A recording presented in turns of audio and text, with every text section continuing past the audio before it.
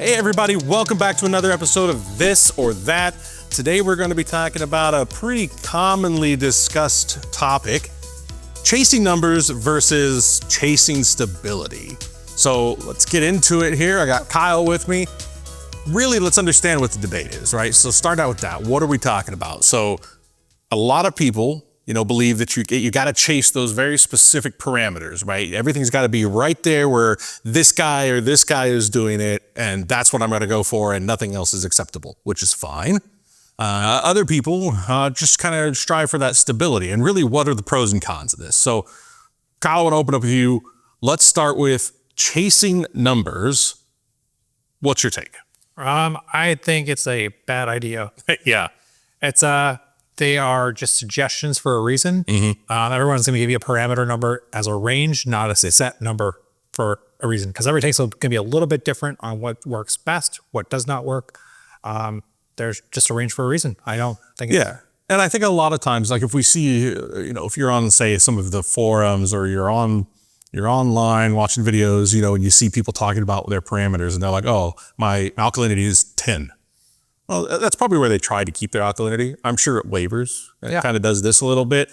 Doesn't mean that they keep it at 10, and if it goes to 10.2, that the world ends, or it goes to 9.1, everything falls apart. It's not the case usually, right? Usually. Now, I think it depends on the hobbyist you are, right? Because there are some people out there that actually enjoy that number chasing. It's like a strive for perfection. I think being a little scientist. Yeah, exactly, right? Or it just, you want to be the best, you want to know exactly what to do, and you like the additives and the tinkering and all that, and I think that's great.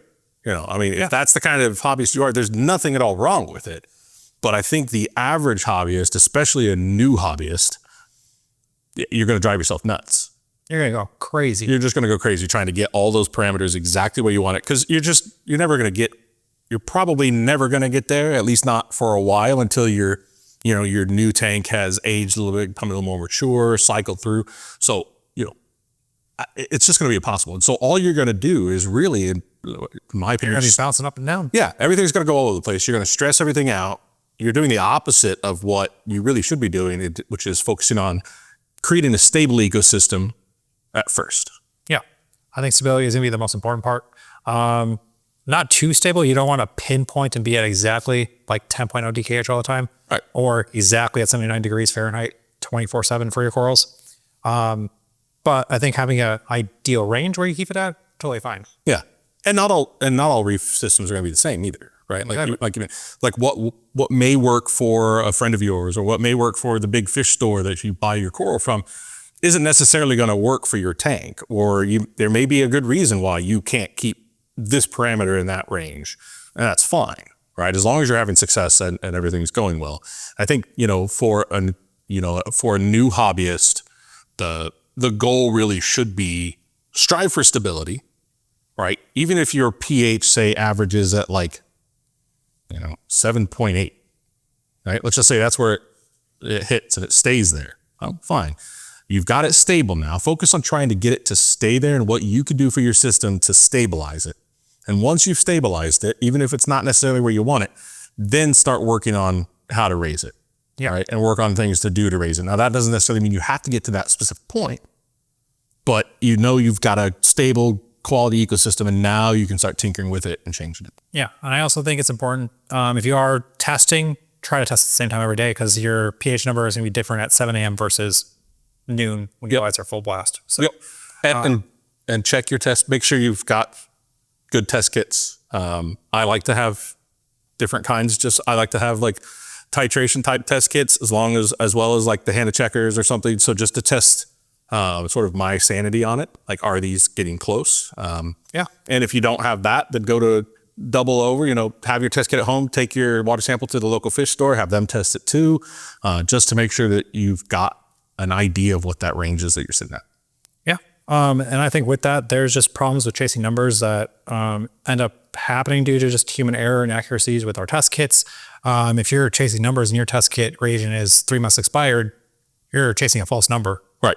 So you're doing more harm than good by chasing a number in that case. For sure. So. Now, is there ever a time, or can you ever think of a time in our aquariums where we need to chase a number? It's important. right now this number needs to be chased down. So I think the most important indicator, and it may not necessarily be showing up on the test kit, it may be on how your tank looks or how the corals look. So if you've ever overdosed alkalinity by accident, or you had a dosing pump just stick on and just dump your whole gallon of alkalinity There you go. in the tank, it's probably gonna look really cloudy. That's the case where you should probably chase the number and probably do something drastically fast and change it. But if your corals are looking fine, water's crystal clear, I don't think there's a need to make any drastic changes right away. It's more so like, okay, maybe my alkalinity is a little bit low. I should probably bump up my dosing on a daily basis. That's right. Yeah, it's the only time I think, in my opinion, really anybody needs to. And again, this is not saying that folks out there that like chasing those numbers that there's a problem. It's fine if that's how you want to roll, man. As long as you're having fun. But just for the average hobbyist and the new, especially like I said, the new hobbyists that aren't as familiar with everything, don't get too caught up in the numbers. Achieve stability. But you know, for me, it's if something goes wrong, or like you said, if there's an emergency and I'm like, oh, you know, my pH is 6, that's a problem, right? Or an issue. Yeah, my salinity is at 1.5, that's a problem, right? Or whatever. So which hopefully it never gets there. But you know, it obviously right then you have to intervene and chase some kind of a number. So there are those acceptable times, but throughout just the normal course of a week or month or day, there's really no reason to do that. Yeah, I think it's just more important. Just keep an eye on the trends, in my experience. Yeah. So best practices for stability. So maintaining stability. And I think, you know, if you scour the internet right now, you scour the talks, I think most people are finally starting to come around to the whole stability is better than anything. Because you can watch it. There are people with completely different views on things. I watched one the other day, a guy had a big SPS farm and he keeps his DKH at like 8. That's fine. Yeah. It works great. He's growing a lot of stuff. So it doesn't have to be 10 or 12. But I think a lot of people are coming around to the stability over the chasing numbers thing. But what do you think best practices for stability? Things that come to mind with stability, make your maintenance routine, your aquarium routine regular. So do your water changes once a week if that's what you want to do. That's what works with your schedule. Do the same amount every week. Use the same salts. Use the same dosing additives that you're using from batch to batch. So if you're dosing 2-part, don't be switching from like ESV to BRS, then to Tropic Marin each time you run out. Just try sticking with the same kind every single time you can. Unless for some reason there's like a supply chain issue or something like is off the market now. Obviously you have to make a change, but try sticking with the same products and same routine. Right. And know what you're putting in, right? So if you're using a salt mix that is formulated for a DKH of 7.8 or something, and you want your DKH to be a 9, well, you probably should switch salt mixes. Yep. Right. So makes your life easier that way. Yeah, for sure. So, know what you're putting in, maybe start some of the source, but yeah, don't switch things around too much. Don't change things that you're adding or, anything like that too frequently. Another thing that's important is, go off trends in your testing. So when you're doing your water tests and you see that, oh, today my, this parameter is here, or, say nitrates were, 9 yesterday and today they're 6, right? They're going down. Don't freak out too much. Yeah. Wait, tomorrow they may be 11, right? So, follow a trend, so over the course of time, see what your tests are doing. If you constantly see that things are dropping, on average over a period of time, days, weeks, whatever it is, then maybe it's time to adjust. But don't start making adjustments and adding things over one test result. Yeah. Bad idea. You're just going to drive yourself nuts, personally. I think aside from driving yourself nuts, if you're chasing a specific number and keeping everything too stable, the second something drops from your goal target, just makes that event much more stressful. I've personally found in my tanks where I let the temperature vary a couple degrees throughout the day, where my temperature set range on my apex is from 78 to 80. The corals are much more resilient than someone that's pegged right at 79 with a 0.1 degree tolerance, turning on their heater on and off.